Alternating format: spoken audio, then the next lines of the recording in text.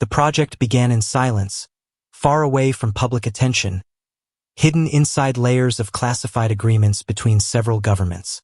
No press release was ever made, and no public announcement was given. It was not something the world was meant to know about. Deep space research had already been ongoing for decades, but this mission was different. This time, the target was not a distant star or a peaceful planet. It was something far more dangerous. The planet had been discovered through unstable readings picked up by deep space probes. At first, it looked like an ordinary rocky world, but every time a probe came closer, systems started to fail. Navigation went off course. Communication broke down. Some probes even disappeared completely. After repeated attempts, scientists gave it a classification that had only been used a few times before. Class 15 Deathworld. That label was reserved for environments so extreme that survival was considered almost impossible. From orbiting scans, the planet looked unstable in every possible way. Storm systems covered the surface almost constantly. Lightning strikes were recorded that were far stronger than anything seen on Earth. The air composition was toxic in most regions, with sudden shifts that could choke unprotected life within minutes. Even the ground itself was unpredictable, with shifting magnetic fields that could disrupt machines and disorient living creatures.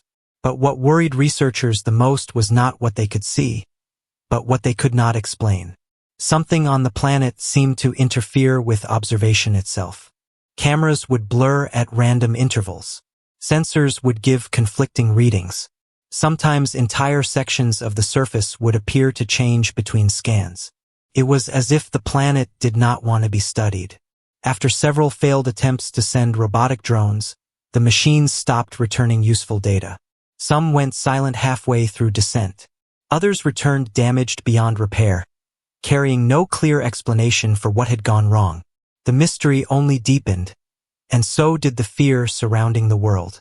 Still, curiosity often grows where fear exists. A secret research program was formed with one goal in mind: to understand the planet well enough to determine whether it could ever be used for future colonization. The idea of sending humans was quickly dismissed at first. No trained astronaut or soldier would agree to step into such a place. Survival odds were too low. However, one researcher proposed a different idea. Instead of highly trained specialists, what if the mission used people who were already used to extreme environments on Earth? People who had spent their lives in danger, hardship, and survival situations. The theory was simple. If anyone could survive even a short time on that planet, it would be those who had already adapted to difficult conditions. At first, the idea was rejected. It sounded reckless. But as more robotic missions failed, pressure increased. Time and funding were running out. Eventually, the decision was made in secrecy. A selection process began quietly, with no public records. The chosen individuals were not told everything about the planet. They were only told that they would be part of an advanced survival training program on an off-world environment. Most of them accepted without hesitation. Life had already been hard for them on Earth. Harsh jobs, dangerous workplaces, and constant uncertainty had shaped them in ways most people could not understand. They were not looking for glory. They were simply used to facing situations where failure was not an option. The preparation period was short. They were given basic survival training, environmental hazard briefings, and equipment designed to handle extreme conditions. However, much of the information was simplified. The true nature of the planet was kept hidden from them. Even the word Deathworld was not used directly. Instead, it was described as an extreme environment with unpredictable weather and dangerous terrain. When the transport vessel finally left orbit, there was very little ceremony. No celebrations, no speeches, just silence and anticipation. As the ship moved deeper into space, most of the passengers spent their time preparing mentally. Some studied the limited data they had been given. Others simply rested, knowing that whatever came next would demand every bit of strength they had. The journey itself was uneventful, but the closer they got to the planet, the more the ship systems began to behave strangely. Instruments flickered. Small electrical failures occurred without warning. The crew on board tried to stay calm, but there was a growing sense that something about the destination was affecting even them before arrival. When the planet finally appeared in view, it looked both beautiful and terrifying at the same time. Massive storm clouds stretched across its surface like living walls. Bright flashes of lightning illuminated entire regions at once. Dark oceans shifted in unnatural patterns. From a distance, it almost looked like the planet was breathing. The landing process was tense. The ship entered the atmosphere slowly, struggling against powerful winds that pushed against its hull. Turbulence shook everything inside. Several warning alarms went off at the same time, but the pilot managed to keep control long enough to reach a designated landing zone. The moment the ship touched the ground, everything went quiet for a few seconds. Then the reality of the planet hit them. The air outside was thick and heavy, filtered through protective systems. Even through the barriers, there was a strange feeling in the environment, like pressure constantly shifting around them. The first team stepped out carefully. Their suits were designed to protect them from toxic air, sudden temperature changes, and unknown biological threats. Each movement was slow and controlled. They were trained for caution, but nothing they had experienced on Earth fully prepared them for what they were seeing. The ground beneath them was unstable in small but noticeable ways. Tiny vibrations ran through the surface without warning. In the distance, storms moved faster than any natural weather system they had ever studied. The sky itself seemed alive, constantly shifting colors and brightness. Despite all the danger, the initial hours passed without immediate disaster. This surprised the monitoring team watching from orbit. According to all predictions, survival should have been nearly impossible within the first hour. Yet the humans remained stable, organized, and alert. They quickly set up a temporary base near the landing site. Equipment was deployed, shelters were secured, and communication systems were activated. Everything was done with practiced efficiency. There was no panic, only focus. Years of surviving difficult environments had taught them how to work under pressure. But as night approached on the planet, things began to change. The wind patterns shifted suddenly. The storms in the distance began moving closer. Strange sounds echoed through the terrain, though no clear source could be identified. Even the instruments inside the base started giving inconsistent readings. The humans noticed it immediately. Experience had taught them that silence on a dangerous world often meant something worse was coming. The team increased security around the camp. External lights were activated. Watch rotations were doubled. Then, without warning, the ground trembled. Not like a normal earthquake, but something deeper and more controlled, as if something beneath the surface was moving with intention.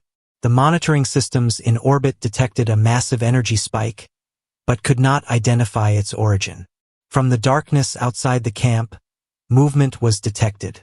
Large shapes moved beyond the light range, too fast and too coordinated to be natural wind or debris. The team inside the base prepared instantly. No one spoke. Every action was trained and precise. What came next would become the first real test of human presence on the planet. Not from the environment alone, but from something that had been waiting in the darkness long before they ever arrived.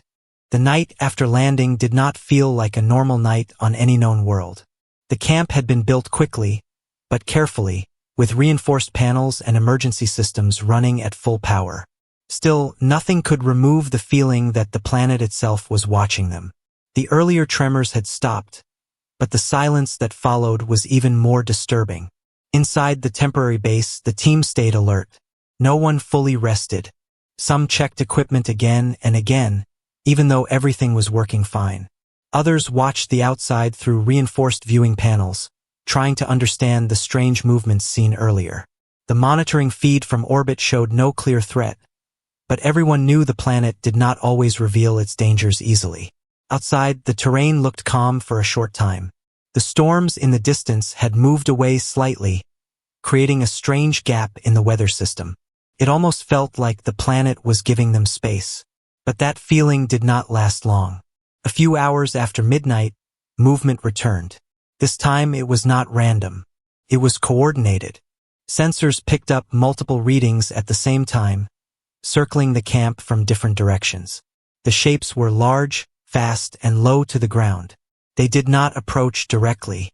Instead, they moved around the perimeter, testing boundaries. Inside the base, tension increased immediately. The team did not panic, but their focus sharpened.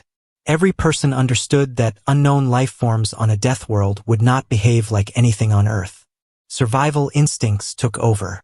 Lights around the camp were switched to full brightness, and defensive barriers were powered up. For a moment, nothing happened. Then one of the outer sensors went silent. No explosion, no warning, just complete loss of signal. A second later, another sensor failed in a different direction. The pattern was not random. Something was disabling them one by one. The team reacted quickly. Instead of waiting, they sent a small scouting unit outside the main perimeter. Their goal was not to fight, but to identify what was happening. The group moved carefully through the rough terrain, staying close to illuminated zones. Communication between them was constant but controlled. From orbit, the monitoring station watched everything in real time.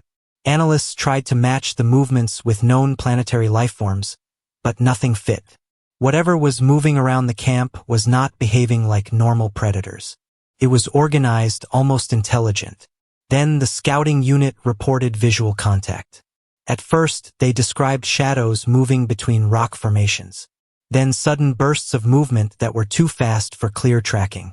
The creatures, or whatever they were, did not fully reveal themselves.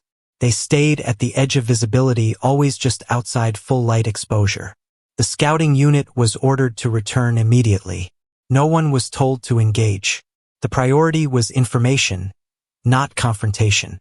But as they began moving back, the situation changed quickly. The unknown presence began to close in.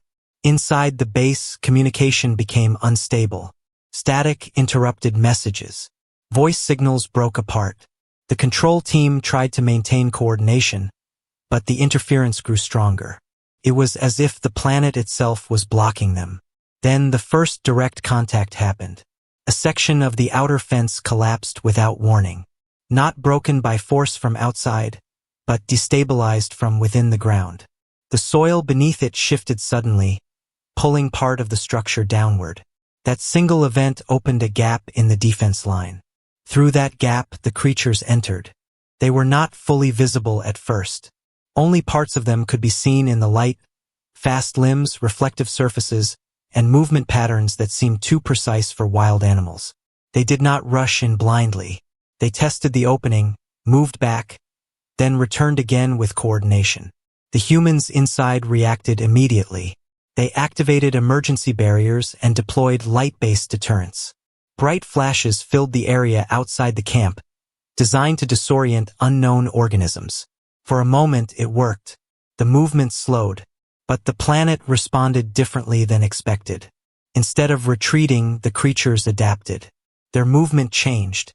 They began avoiding light zones and shifting through darker areas. It was clear they were learning in real time. The scouting unit managed to return just in time, though not without difficulty. One member was injured during the retreat when the ground beneath them suddenly collapsed. It was not a normal fall. The soil seemed unstable in layers, almost like something beneath the surface was alive. Back inside the base, medical treatment was immediate. There was no time for delay or discussion. Every second mattered. The injured member was stabilized, but the situation made one thing clear to everyone present. The planet was not just attacking from above. It was active beneath them as well. The creatures outside did not attempt a full attack that night. Instead, they surrounded the camp. Their presence remained constant, circling, waiting, testing responses. It was not a chaotic assault. It felt controlled. As dawn approached, the activity slowly reduced. The movement outside became less frequent. The creatures withdrew slightly into the terrain, but did not fully disappear. They remained nearby as if observing. When daylight finally arrived, the team expected relief. But the morning brought new problems. The weather shifted again without warning. Storm systems that had been distant suddenly returned with greater intensity. Winds increased rapidly. Visibility dropped. The camp's outer systems struggled to maintain stability. Power fluctuations began affecting equipment. At the same time, new geological readings appeared.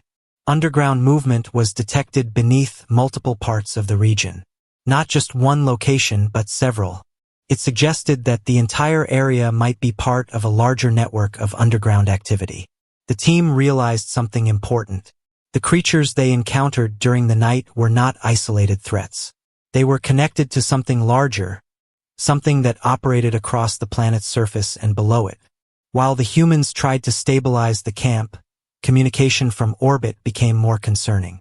The research station reported that similar disturbances were being detected in other regions of the planet where probes had previously failed. It was not just happening to the landing zone. It was happening everywhere. This changed everything. The original mission had been based on the idea that survival was nearly impossible on this world. But now there was evidence that life here was not random or chaotic. It was structured, organized, possibly even controlled by something deeper. The human team was ordered to maintain position and avoid unnecessary expansion. But staying still was becoming more dangerous than moving. Supplies were limited. Equipment was under constant stress. And the planet itself seemed to be reacting to their presence more strongly each hour. During a brief moment of calm, one of the engineers made a disturbing observation. The patterns in the ground movement, the behavior of the creatures, and the interference in communication were not separate problems. They followed a structure, almost like signals in a system.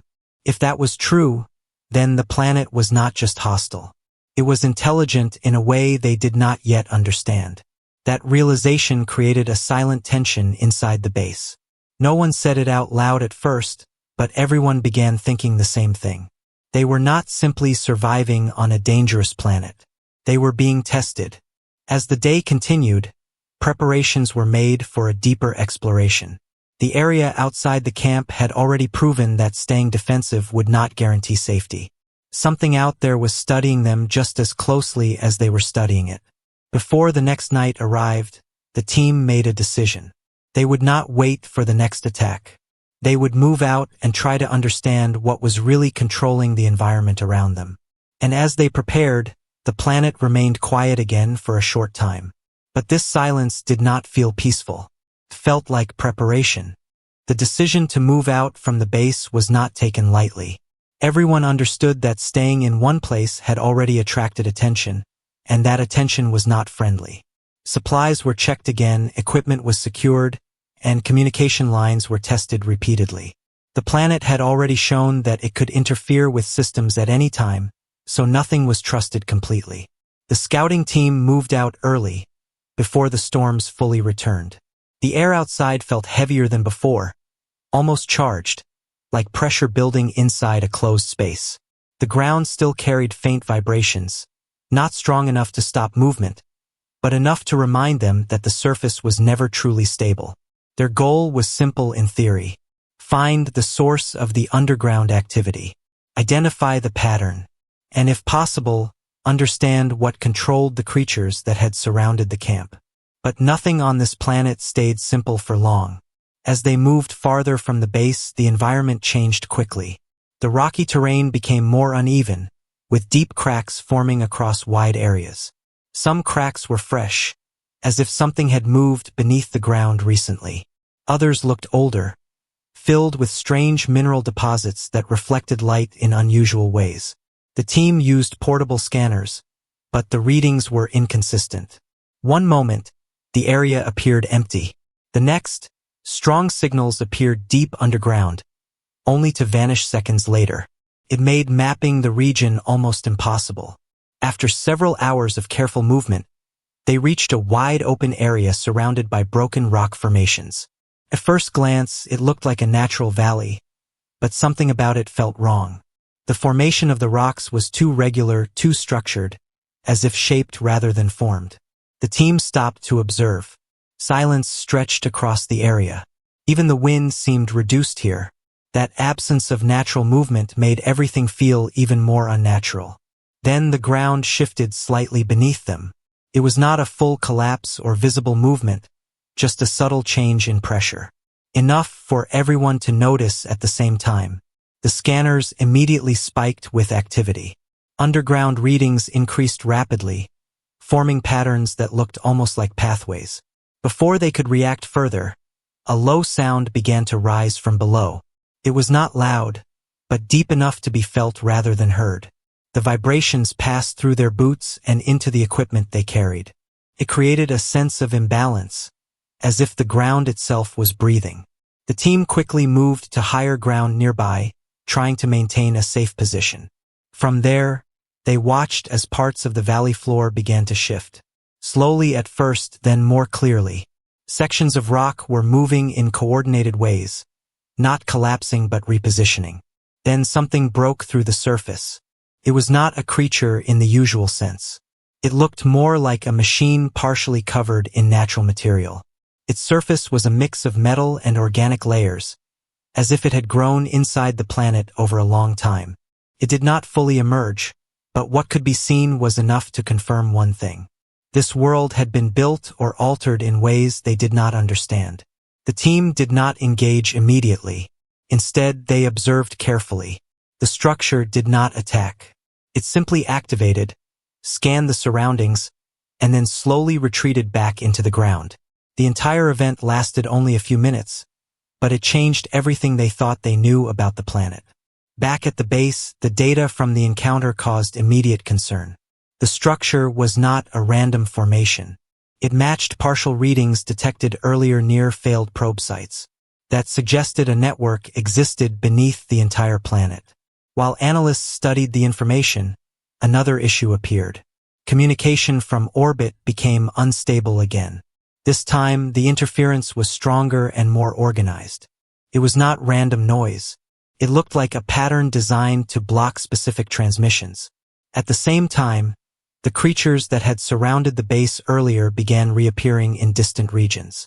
Reports came in from multiple observation points showing movement across large distances, as if the entire ecosystem was reacting at once. The humans began to understand a disturbing possibility. The planet was not reacting to them as isolated intruders. It was responding as a system defending itself against a foreign presence. The scouting team continued deeper despite the risks. Turning back now would not provide answers, and everyone knew that without understanding the system, survival would only be temporary. As they advanced, they discovered more signs of structured design beneath the surface. Certain rock formations aligned in patterns that matched energy readings. Underground tunnels appeared too straight to be natural. Even the flow of mineral deposits suggested controlled movement over long periods of time. Then they found the entrance. It was hidden within a narrow canyon, partially covered by debris and shifting soil. At first, it looked like another natural cave, but closer. Inspection revealed smooth edges beneath the surface layers. The structure had been buried deliberately. The entrance reacted to their presence. A faint light appeared along the edges of the opening, followed by a low mechanical sound. The ground around it stabilized, as if preparing for access. This was not a random cave. It was part of something built with purpose. The team hesitated only briefly before moving closer. Inside, the temperature dropped noticeably. The air was still, filtered, and unnaturally clean compared to the outside environment. Their sensors struggled again, but visual confirmation was enough to continue. The passage led downward at a steady angle. Walls were covered with patterns that did not match any known language or natural formation. Some sections appeared damaged, while others were still active, showing faint pulses of energy. As they moved deeper, they began to notice something even more unsettling. The walls were responding to their presence. Soft movements followed their steps, as if the structure itself was aware of them. After a long descent, they reached a large chamber. The space was enormous, far larger than anything that could have formed naturally underground. In the center stood a partially active system. It was not fully functional, but enough components were still running to maintain stability. Data readings spiked immediately.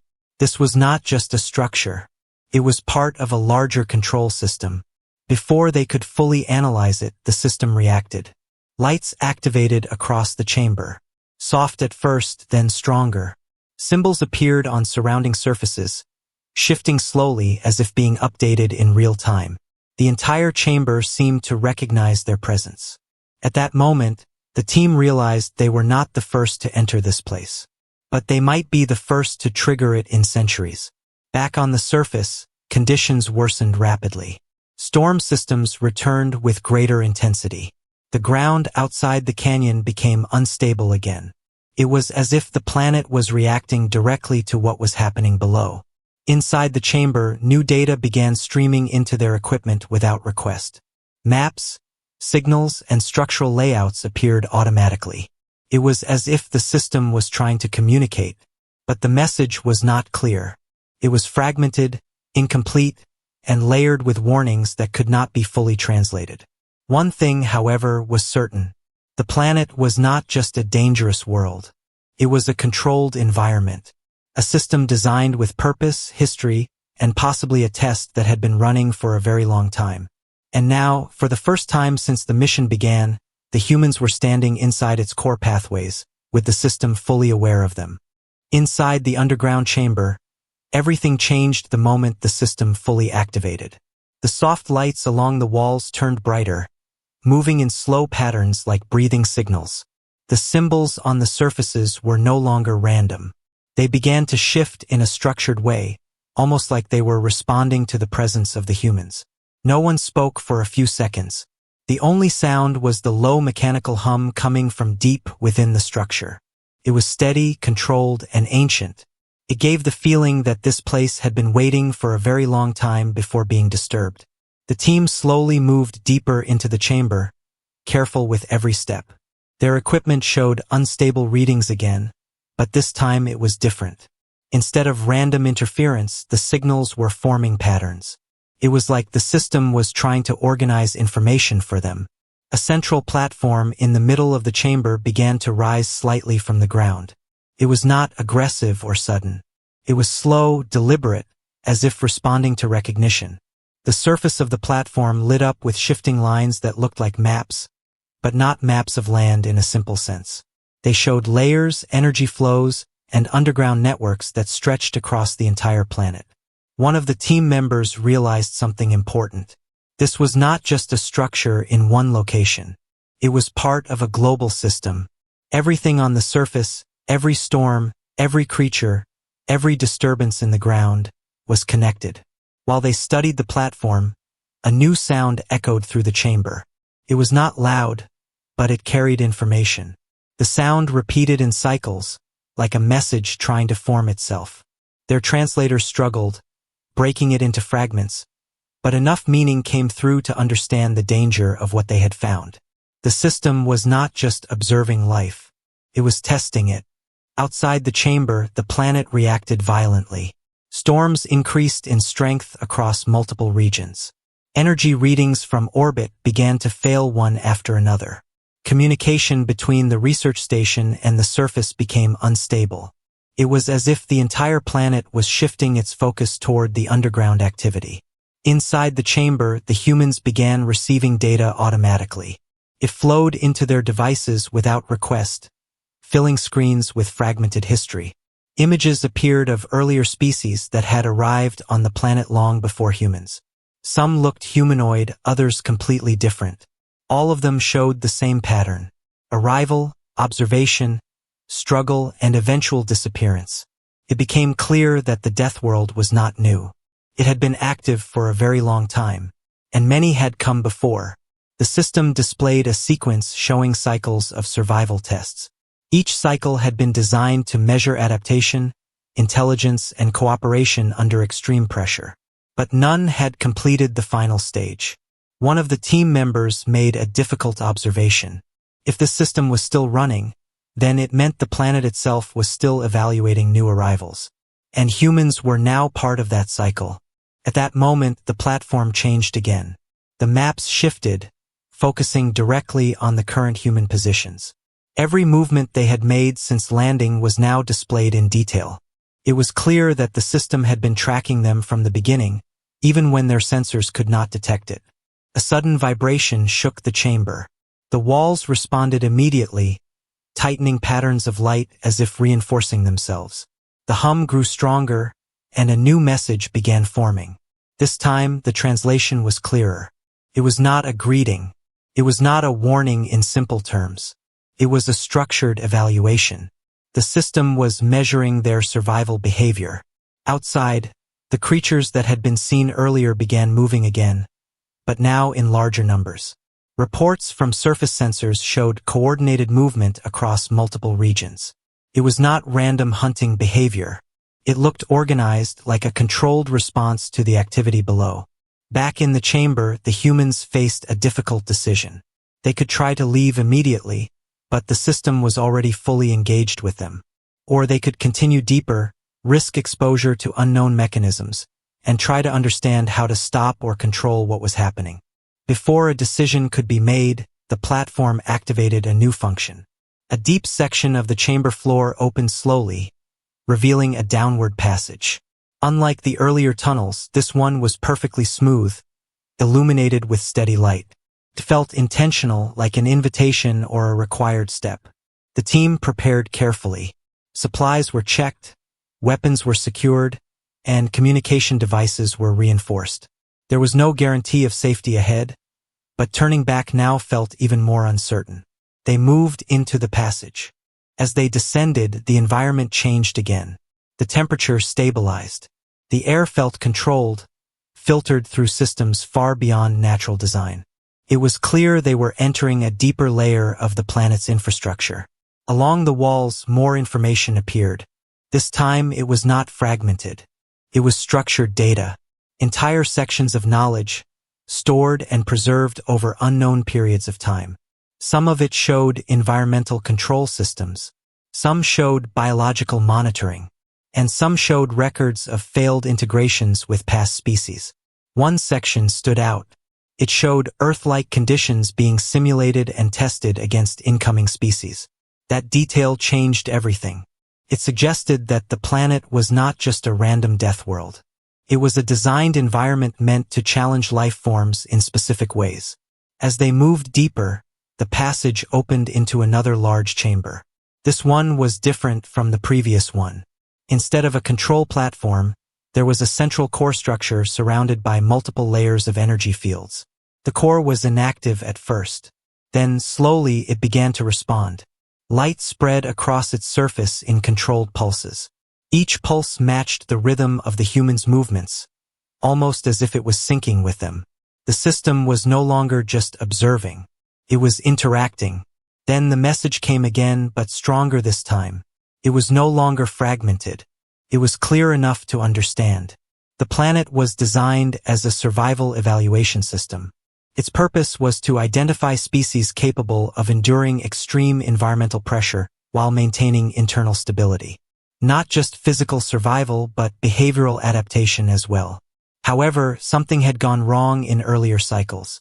Many species had failed not because of weakness, but because the system itself became unstable over time. The environment evolved beyond control. Now the system was attempting restoration, and humans were currently part of that process. Outside the core structure, seismic activity increased rapidly. The surface of the planet reacted to the activation below. Entire regions became unstable.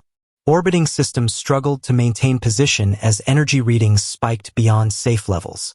Inside the chamber, the humans realized something critical. If the core fully activated, it could either stabilize the planet or trigger total collapse. There was no partial outcome. The system was asking, indirectly, whether the current species could complete the cycle. But it was not a simple choice. It was already adapting based on their actions. One of the team members noticed something concerning. The system was not just observing their survival. It was learning from it. Every decision they made was shaping the environment in real time. That meant the planet itself was evolving again. And this time, humans were part of its design feedback loop. The chamber lights intensified. The core structure reached full activation readiness. A final interface appeared, waiting for input that no one fully understood how to give.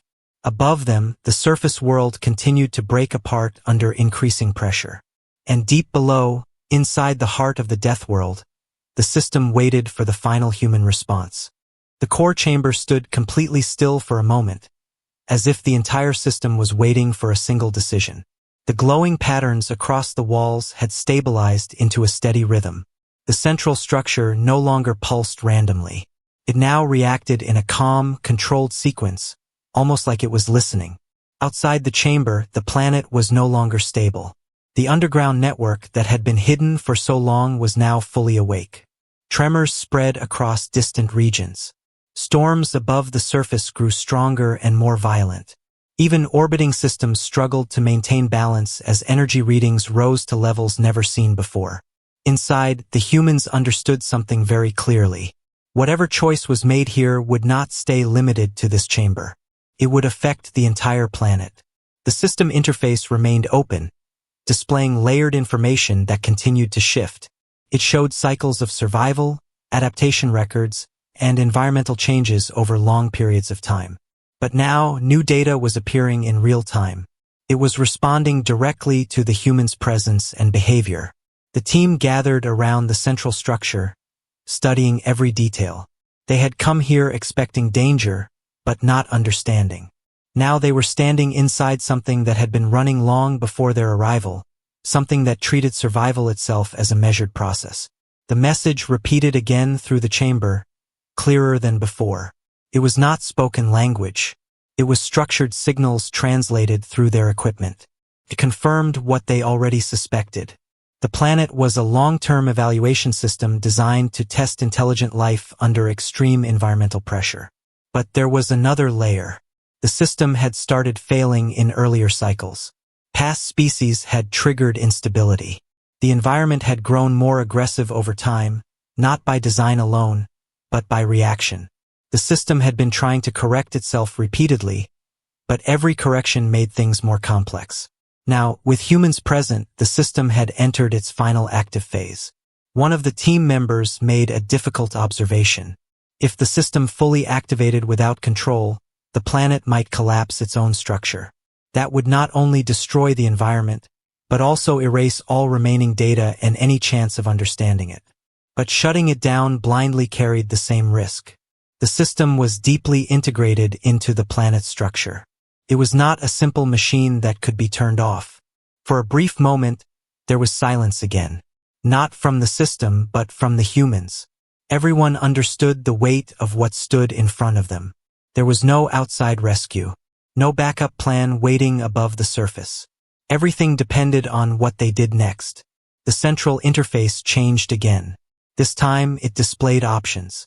Not in clear language, but in patterns that suggested possible outcomes. One path showed full activation and continuation of the cycle. Another showed partial stabilization. And a third showed complete shutdown, marked with unstable warnings across every layer. It was not a simple choice between good and bad.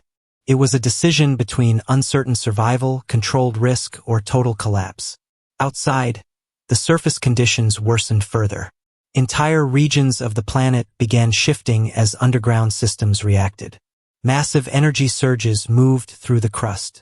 It was as if the planet itself was preparing for a final state. Inside the chamber, the team began discussing rapidly. Time was no longer on their side. Every second the system remained unresolved, the instability increased. One of the engineers noticed something important. The system was not forcing a decision. It was adapting to observation. That meant human behavior was still influencing it. The system was not fixed. It was reactive. That realization changed the direction of thought completely. Instead of choosing a preset outcome, they might be able to guide the system into stability through interaction. Not control, not shutdown, but adjustment. The idea was risky. There was no guarantee it would work. But it was the only path that did not lead directly to destruction. The team moved closer to the central interface. Equipment was adjusted to stabilize readings. Communication lines were synchronized. The system responded immediately, adjusting its patterns to match their presence. Then something unexpected happened. The interface began to mirror human activity patterns. Movement, decision delays, and even group positioning were reflected in the data flow. It was not just analyzing them anymore. It was copying their structure. That created a new understanding. The system was not just testing survival. It was learning behavior models. If that was true, then forcing a shutdown would likely trigger defensive collapse. But controlled adaptation might allow it to stabilize naturally. The team decided to proceed carefully. Instead of selecting a direct option, they began interacting with the system in smaller steps, feeding it structured responses through controlled inputs. As they did, the chamber responded slowly. Energy levels began to stabilize slightly. The violent fluctuations in the environment outside reduced for the first time since full activation. It was not enough to call it safe, but it was a shift in the right direction. The system adjusted again. This time, it displayed a new layer of data. It showed that previous cycles had never reached this stage of interaction. No earlier species had communicated at this level with the system core. That meant something important. Humans were not just participants. They were the first species to influence the system directly instead of being processed by it. Outside, the planet's surface began showing mixed signals. Some regions stabilized slightly, while others became more unstable. It was clear that the system was trying to balance multiple outcomes at once. Inside the chamber, exhaustion was beginning to set in. The mental pressure of constant decision-making, combined with environmental stress, was taking its toll. But stopping was not an option. Then came the final unexpected development. The system stopped presenting structured choices. Instead, it opened a direct communication channel. This time, the translation was clearer than before. Not perfect, but understandable enough to form meaning. It was not a command. It was a request. The system was asking for continuity. It was not asking for shutdown or full activation. It was asking for guidance to stabilize itself using external behavioral input. In simple terms, it was trying to learn how to survive its own instability. This changed everything again. The humans realized they were no longer just subjects of the test. They had become part of the system's correction process. The decision now was not about survival alone. It was about whether they would help stabilize something that had been running long before them, or leave it to collapse on its own. After long silence, the team agreed on a careful approach. Not full control, not destruction, but structured interaction. They began feeding stability patterns based on coordination, cooperation, and controlled environmental feedback. The system responded slowly at first, then more consistently. Energy fluctuations began to reduce across the chamber. The core stabilized into a steady pulse. Above the surface, the storms began to lose intensity. Underground movement slowed in several regions. The planet was not healed, but it was no longer breaking apart uncontrollably. The system displayed one final message. It confirmed partial stabilization achieved through external behavioral input. It marked humans as compatible adaptive contributors, not failed subjects. But it also warned that full stability was not yet guaranteed. The cycle was not completely over. As the chamber lights dimmed slightly into a steady state, the humans understood the final truth. The Deathworld had not been defeated. It had not been controlled. It had been changed just enough to continue. And now, for the first time in its long history, the system was no longer alone in its decision-making process. It had accepted human influence, and that meant whatever came next would no longer belong to the planet alone.